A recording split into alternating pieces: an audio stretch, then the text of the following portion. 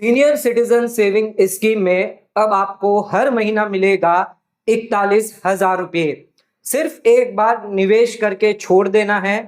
हर महीना आपके खाते में 41,000 रुपये जो है वो आते रहेंगे। सीनियर सिटीजन सेविंग स्कीम सभी बुजुर्ग नागरिकों के लिए है। सरकार द्वारा इस स्कीम में आपको फायदा दिया जाता है। 100% आपका जो पैसा है वो सुरक्षित है, सेफ है। जो ब्याज दिया जा रहा है वो भी सरकार द्वारा दिया जाता है। अगर आप बैंक में फिक्स डिपॉजिट करते हैं या बैंक में कोई अन्य स्कीम में निवेश करते हैं तो वहां पर ध्यान रखिएगा, चाहे सेविंग अकाउंट हो, एफडी हो, आरडी हो, बैंक के अंदर आपको 5 लाख रुपए का इंश्योरेंस जो है वो दिया जाता है। अगर 5 लाख से ज्यादा अगर आपने निवेश किया है, अगर बैंक फेल होती है, क्लोज हो जाती है, तो उस केस में जो भी आपका पैसा है वो शायद डूब सकता है। लेकिन सीनियर सिटीजन सेविंग स्कीम ऐसी स्कीम है जिसमें पोस्ट ऑफिस जो है आप निवेश करते हैं तो आपका पूरा पैसा सुरक्षित रहता है। अच्छा, सीनियर सिटीजन सेविंग स्कीम को लेकर वैसे तो कई सारे यहां पर डिसएडवांटेजेस है, कई सारी कमियां हैं। एक कमी के बारे में हम आपको जानकारी देते हैं। एक व्यक्ति का मैसेज आया मेरे पास जिन्होंने सीनियर सिटीजन सेविंग स्कीम में 5 साल के लिए निवेश किया था। अच्छा, 5 साल के बाद ये अपना अकाउंट जो है वो क्लोज नहीं कर पाए, या तो उन्हें याद नहीं था कि 5 साल का पीरियड आ चुका है, ना ही पोस्ट ऑफिस का कोई स्टाफ जो है जिन्होंने इनको इंफॉर्मेशन दी। तो यहां पर जब ये व्यक्ति अपना अकाउंट क्लोज करने गया, मैच्योरिटी के मान लीजिए 9 महीने बाद, 6 महीने बाद क्लोज करने जब गया, तो पोस्ट ऑफिस कहती है कि ये जो गैप है पीरियड का, क्योंकि आपकी मैच्योरिटी तो पहले ही आ चुकी थी, अब 6 महीने बाद या 9 महीने बाद जो आप आ रहे हैं, तो इस केस में हम आपको 8.2% नहीं, सिर्फ आपको 4% का ही ब्याज दिया जाएगा। हम आपको 8.2% का ब्याज नहीं देंगे। अच्छा, इस व्यक्ति ने 6 महीने या 9 महीने जो भी डिले किया है, जिसकी वजह से एक भारी नुकसान जो है इन्हें हो रहा था। मान लीजिए अगर कोई 10 लाख की एफडी करता है, 4% के हिसाब से अगर आपको कोई ब्याज दिया जाएगा तो उस केस में आपको 4.2% का नुकसान हो जाएगा, यानी 42,000 का आपका नुकसान है। 42,000 पूरे साल का, अगर 9 महीना है तो थोड़ा कम हो जाएगा। तो यहां पर इतना बड़ा नुकसान जो है वो यहां पर होता है अगर आप अकाउंट को प्रॉपरली टाइमली क्लोज नहीं करते हैं। लेकिन इसमें भी आपके लिए सावधान है, अगर आप वहीं उसी टाइम क्लोज करने के बदले अकाउंट को एक्सटेंड कर देते हैं तो उस केस में आपको फायदा मिलेगा, 8.2% का पूरा ब्याज मिलेगा और आपको कोई नुकसान नहीं होगा। लेकिन ध्यान रखिएगा, 1 साल से पहले पहले आपको करना होता है। 1 साल से पहले जैसे ही मैच्योरिटी आती है, आपको अकाउंट को जो है वो एक्सटेंड करने के लिए एप्लीकेशन डालनी होती है। अगर वो एप्लीकेशन अगर आप नहीं डालेंगे, 1 साल का समय निकल जाएगा, तो उस केस में फिर आपकी कोई मदद नहीं हो पाएगी। पोस्ट ऑफिस सेविंग रेट के हिसाब से ही ब्याज दिया जाएगा। अगर आपने अकाउंट को मैच्योर हो गया है, क्लोज नहीं किया है, तो भी आपको 4% मिलेगा, लेकिन एक्सटेंड कर देते हैं तो उस केस में आपको 8.2% ब्याज दिया जाएगा। अच्छा, ये बातें हर एक लोगों को पता नहीं होती है। लोग अपना पैसा जो वो 4% में ही निकाल कर नुकसान खा लेते हैं। इसीलिए कहते हैं कि आपको वीडियो पूरा देखना चाहिए, हर एक पॉइंट इंपॉर्टेंट है सीनियर सिटीजन सेविंग स्कीम का। अगर कोई भी पॉइंट आपका मिस हो गया तो उस केस में भारी नुकसान आपका ही हो सकता है। आइए बात करते हैं सीनियर सिटीजन सेविंग स्कीम के बारे में। इस स्कीम में 41,000 रुपए कैसे आपको मिलेंगे इसके बारे में तो हम आपको बताएंगे, लेकिन सबसे पहले इस स्कीम की जानकारी लेना आपके लिए जरूरी है। सीनियर सिटीजन सेविंग स्कीम जिसमें आपको 8.2% का ब्याज मिलता है, और यह ब्याज आपको हर एक क्वार्टर में मिलता है। एवरी 3 मंथ, साल में 4 क्वार्टर होते हैं, क्वार्टर 1, 2, 3, 4, तो ये 4 बार ब्याज आपको जो है वो मिलता है। यहां पर कंपाउंडिंग कुछ भी नहीं होता है। मिनिमम डिपॉजिट आप 1,000 रुपया कर सकते हैं और मल्टीपल में 1,000 में निवेश करेंगे, और मैक्सिमम डिपॉजिट की बात करें 30 लाख से ज्यादा इसमें आप जमा नहीं कर सकते। यानी एक इंडिविजुअल पर्सन या अगर आप ज्वाइंट अकाउंट भी खुलवाते हैं, 30 लाख रुपए से ज्यादा आप इसमें जमा नहीं कर सकते। अच्छा, ये 5 लोग हैं जिनको यहां पर सीनियर सिटीजन सेविंग स्कीम के तहत अकाउंट खुलवा सकते हैं। अगर आप इंडिविजुअल है, रेसिडेंट है, तो आप एलिजिबल होंगे। इसी के साथ आपकी एज जो है वो 60 साल से ज्यादा होनी चाहिए, तभी आप अकाउंट जो है वो खुलवा सकते हैं। तो जो इंडिविजुअल है, रेसिडेंट है, 60 साल से ज्यादा है और date of opening of account, जिस दिन अकाउंट खाता आप खुलवा रहे हैं उस दिन आपकी जो डेट है वो 60 साल से ज्यादा होनी चाहिए। अच्छा, कुछ रिलैक्सेशन दिया गया है यहाँ पर। जो सिविलियन एम्प्लॉय हैं जिनकी एज 55 साल या उससे ज्यादा है लेकिन 60 साल से कम है, इंडिविजुअल है, रेसिडेंट है, और जिन्होंने रिटायरमेंट ले लिया है, रिटायरमेंट में जो भी उन्हें सुपरएनुएशन रिटायरमेंट बेनिफिट मिला है, ये इन्होंने यहां पर विद इन 3 मंथ के अंदर अंदर from the date of receipt of retirement benefit, जो भी superannuation, provident fund, gratuity, EPF कुछ भी अगर आपको मिला है रिटायरमेंट बेनिफिट के नाम पे, उसे आपको 3 महीने के अंदर अंदर, जिस दिन आपके खाते में आया बैंक में, 3 महीने के अंदर अंदर आपको सीनियर सिटीजन सेविंग स्कीम में निवेश करना होता है। अगर 3 महीने का पीरियड चला गया तो उस केस में आप निवेश नहीं कर पाएंगे जब तक आपकी 60 की एज नहीं हो जाती। तो ये रिलैक्सेशन आपको तभी मिलेगा 55 साल का जब आप 3 महीने के अंदर निवेश कर देंगे। अच्छा, आपको proof of receipt of retirement benefit देना होगा, सर्टिफिकेट एम्प्लॉयर का देना होगा, जिसमें रिटायरमेंट की डिटेल, बेनिफिट की डिटेल, एम्प्लॉयमेंट की डिटेल और सर्विस पीरियड की डिटेल होनी चाहिए। ये सभी आपको एप्लीकेशन के साथ देना होगा। दूसरा है यहाँ पर डिफेंस सर्विस से अगर आप है तो उसके इसमें ध्यान रखिएगा, आपको यहाँ पर 50 साल की अगर एज है, 50 से लेकर 60 के बीच में है, तो आप अकाउंट खुलवा सकते हैं। यहां पर भी आपको 3 महीने का टाइम पीरियड दिया जाता है। अच्छा, ये नया क्लोज जो है वो आया था जिसके अंदर जो स्पाउस है वो अकाउंट खुलवा सकती है। अगर कोई गवर्नमेंट एम्प्लॉय है जिसकी एज 50 साल से ज्यादा है, गवर्नमेंट एम्प्लॉय मतलब ऑल सेंट्रल गवर्नमेंट और स्टेट गवर्नमेंट के एम्प्लॉय हैं जिन्हें रिटायरमेंट बेनिफिट, डेथ कंपनसेशन अगर मिला है, और उस एम्प्लॉय की अगर ड्यूटी के दौरान डेथ हो गई है, तो उस केस में यहां पर जो स्पाउस है वो निवेश कर सकती है सीनियर सिटीजन सेविंग स्कीम में। कंडीशन क्या है? एम्प्लॉय गवर्नमेंट होना चाहिए, 50 साल या उससे ज्यादा एज होनी चाहिए, भले स्पाउस की एज क्या है उससे कोई मतलब नहीं होगा। तो यहां पर senior citizen saving scheme lump sum पैसा आप डिपॉजिट कर सकते हैं, 8.2% का ब्याज, और 3 महीने में आपको ये ब्याज मिलेगा। ध्यान रखिएगा, अगर आप ज्वाइंट अकाउंट खुलवाते हैं तो यहां पर इंपॉर्टेंट चीज है, अगर आप ज्वाइंट अकाउंट खुलवाते हैं स्पाउस के साथ, एक तो ज्वाइंट अकाउंट आपको सिर्फ स्पाउस के साथ ही खुलवाना होगा। ब्रदर, सिस्टर, मदर, फादर किसी के साथ भी आप ज्वाइंट अकाउंट नहीं खुलवा सकते, सिर्फ स्पाउस जो होगी या तो हस्बैंड या तो वाइफ के साथ आप अकाउंट खुलवा सकते हैं। जो भी पैसा आपने डिपॉजिट किया, मान लीजिए 30 लाख रुपया आपने इसमें डाला है, ये पैसा जो है वो फर्स्ट अकाउंट होल्डर यानी जो भी पहला अकाउंट होल्डर होगा उसका माना जाएगा। अगर हस्बैंड है तो उसका ये 30 लाख रुपया माना जाएगा, अगर स्पाउस है, वाइफ है, तो उसका ये 30 लाख रुपया माना जाएगा, जो भी फर्स्ट होल्डर होगा। सेकंड होल्डर सिर्फ नाम के लिए यहां पर रखा गया है, या किसी की डेथ हो जाती है तो उस केस में सेकंड होल्डर जो है वो काम आएगा। नेक्स्ट आ जाते हैं डिपॉजिट लिमिट। हमने आपको बता दी थी मिनिमम डिपॉजिट 1000 रुपया, मल्टीपल की बात करें 1000 में, यानी 1000, 5000, 10000, 15000, 20000 इस तरह आप डिपॉजिट कर सकते हैं। मैक्सिमम आप 30 लाख कर सकते हैं। दोनों हस्बैंड वाइफ जो है वो अकाउंट सिंगल भी खुलवा सकते हैं। हस्बैंड अपने नाम से 30 लाख रुपया जमा कर सकता है, वाइफ अपने नाम से 30 लाख रुपया जमा कर सकती है। अगर आप ज्वाइंट अकाउंट खुलवाना चाहते हैं, दोनों को मिलाकर आप 30 लाख रुपया खोल सकते हैं। ज्वाइंट अकाउंट भी आप खोल सकते हैं, टोटल 60 लाख रुपए तक आप दोनों का मिलाकर खोल सकते हैं। अच्छा, अगर आपने एक्सेस डिपॉजिट कर दिया, मान लीजिए आपने 40 लाख रुपया जमा कर दिया, 30 लाख की लिमिट थी लेकिन 40 लाख रुपया जमा कर दिया, तो आपको एक्स्ट्रा पैसा जो 10 लाख है वो तुरंत इमीडिएटली दे दिया जाएगा। अगर ये एक्स्ट्रा पैसा सरकार के पास पड़ा रहा तो इस पर आपको सिर्फ 4% का ही ब्याज मिलेगा। ध्यान रखिएगा, 10 लाख एक्स्ट्रा अगर पड़ा है सीनियर सिटीजन सेविंग अकाउंट में, 8.2% नहीं मिलेगा आपको, यहां पर सिर्फ 4% का ही ब्याज दिया जाएगा। अच्छा, जो भी इन्वेस्टमेंट आप कर रहे हैं एटीसी का फायदा आपको इनकम टैक्स एक्ट के अंदर दिया जाएगा।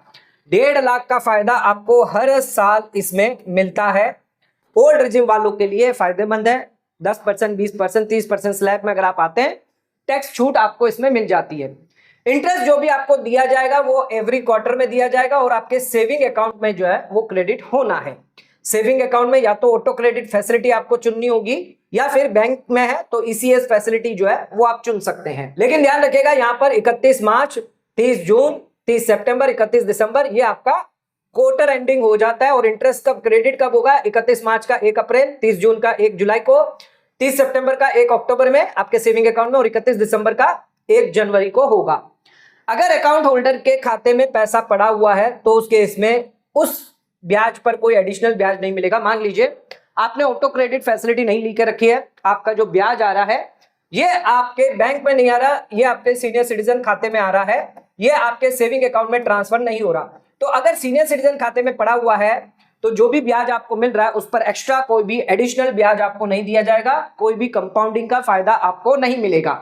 मान लीजिए आपको 61,500 का ब्याज यहां पर मिल रहा है हर क्वार्टर में, और ये पहले क्वार्टर से लेकर तीसरे क्वार्टर तक आपने जो क्लेम नहीं किया, ये सीधा आपने 1 जनवरी के बाद क्लेम किया, तो ये जो 3 क्वार्टर का जो पैसा पड़ा हुआ था वो एज इट इज ही आपको दिया जाएगा, उस पर कोई ब्याज चार्ज करके नहीं दिया जाएगा।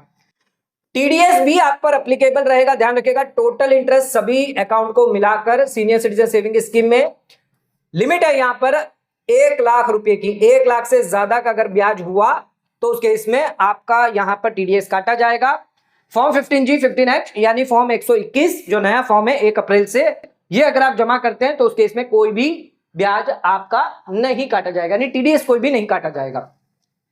अगला आ जाता है प्री मैच्योर क्लोजर। अगर आप खाते को जल्द बंद करवा देते हैं बिफोर मैच्योरिटी तो इस केस में आपको कुछ चार्जेस देने पड़ सकते हैं। 1 साल से पहले अगर आप खाते को क्लोज कर देते हैं तो ध्यान रखिएगा कोई भी ब्याज आपको नहीं दिया जाएगा, और अगर कोई ब्याज दिया गया भी है तो वो आपसे वापस ले लिया जाएगा, बाकी का अमाउंट आपको दिया जाएगा। एग्जाम्पल के तौर पर क्वार्टर 1 है, क्वार्टर 2 है, क्वार्टर 3 है। 61,500, 61,500 और 61,500 आपको यहां पर दे दिया गया है, ठीक है। 30 लाख आपने डाला था 8.2% के हिसाब से। अब क्वार्टर 4 से आने से पहले आपने पैसा निकाल दिया, तो ये जो तीनों इंटरेस्ट जो दिया गया है इसको कम करने के बाद जो बैलेंस बचेगा वो बैलेंस आपका दिया जाएगा। 30 लाख में से 61,500, 61,500, 61,500 कम करके दिया जाएगा। 1 साल के बाद 2 साल से पहले अगर आप पैसा विड्रॉ करते हैं तो 0.5% डिपॉजिट अमाउंट आपका डिडक्ट होगा, बाकी का पैसा आपको दे दिया जाएगा। मान लीजिए 10 लाख रुपया आपने डाला है, 1.5% यानी कि आपका 15,000 रुपया काट के बाकी का 9,85,000 रुपया जो है वो आपको दिया जाएगा। यहां पर आपको 8.2% का जो ब्याज है वो पूरा मिलेगा, उसमें कोई दिक्कत आपको नहीं आएगी। 2 साल के बाद 5 साल से पहले करेंगे तो 1% यानी कि 10,000 काट के 9,90,000 रुपया आपको दे दिया जाएगा। अच्छा, एक्सटेंडेड पीरियड अगर है और आप अकाउंट को क्लोज करते हैं, अगर आप अकाउंट को क्लोज करते हैं बिफोर एक्सटेंडेड पीरियड तो 1% डिपॉजिट जो है वो काटा जाएगा। ध्यान रखिएगा रिमेनिंग अमाउंट पर यहां पर आपको ब्याज वापस जो रिमेनिंग अमाउंट है वो पूरा का पूरा दिया जाएगा। सेम 10 लाख डाला है, 10,000 काट के बाकी का 9,90,000 दिया जाएगा। यहां पर भी जो ब्याज होगा वो बिल्कुल नहीं काटा जाएगा।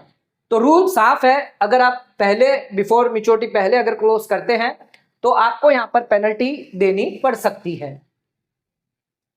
बात करते हैं अकाउंट को अगर आप एक्सटेंड करना चाहते हैं तो 3 साल के लिए आप एक्सटेंड कर सकते हैं। ध्यान रखिएगा पैसा अगर आप विड्रॉ नहीं करते, मैच्योर हो जाता है, पैसा विड्रॉ नहीं करना चाहते तो उस केस में 3-3 साल के लिए एक्सटेंशन अलाउ किया गया है। आप यहां पर 3-3 साल के ब्लॉक में एक्सटेंड कर सकते हैं, इसके लिए कोई लिमिट नहीं है, और हर एक 3 साल के बाद आप अगेन 3 साल के लिए एक्सटेंड कर पाएंगे। मान लीजिए 5 साल का है, फिर आप 3 साल के लिए और कर सकते हैं, फिर आप 3 साल के लिए और कर सकते हैं, ऐसे n नंबर ऑफ टाइम करेंगे। यहां पर टोटल 8 साल हो गया, यहां पर टोटल 11 साल हो गया। इस तरह आप अकाउंट को चला सकते हैं। 2026 में आपकी मैच्योरिटी आई थी, 2029 तक रहेगी और फिर 2032 तक। तो 2026 में आपकी मैच्योरिटी आई, 27, 28, फिर 2029 में आपका वापस मैच्योर हो गया। ये आपका 3 साल कंप्लीट हो गया यहाँ पर। फिर और 3 साल के लिए करना चाहते हैं तो 30, 31 और 2032, ये आपका फिर हो गया 3 साल के लिए और। तो ऐसे आप n number of time account को एक्सटेंड कर सकते हैं। एक्सटेंशन आपको 1 साल के अंदर करना है, यानी 26-27 से पहले आपको अकाउंट को 3 साल के लिए एक्सटेंड करना होगा। 1 अप्रैल 2026 से लेकर मान लीजिए तो आपको 31 मार्च 2027 से पहले 3 साल के लिए अकाउंट को एक्सटेंड करना होगा। अगर पीरियड चला गया तो उस केस में आप एक्सटेंड नहीं कर पाएंगे। 10 अप्रैल 2026 को आपका अकाउंट मैच्योर हुआ, 9 अप्रैल 2027 से पहले अकाउंट को एक्सटेंड करना होगा विद इन 1 ईयर मैच्योरिटी की डेट से। इंटरेस्ट रेट आपको क्या मिलेगी अगर अकाउंट को एक्सटेंड करवाते, मान लीजिए 2026 है, 2027, 28 और 29, ये 2029 हो गया। इसके लिए आपने ये 8 साल हो गया, ये आपका 5 साल हो गया, ये एक बार 3 साल के लिए आपने अकाउंट को एक्सटेंड करवाया। अब आपने अकाउंट खुलवाया था 2021 में जब रेट थी 8.2%, तो यहाँ पर 5 साल के लिए वो आपकी 8.2% रहेगी।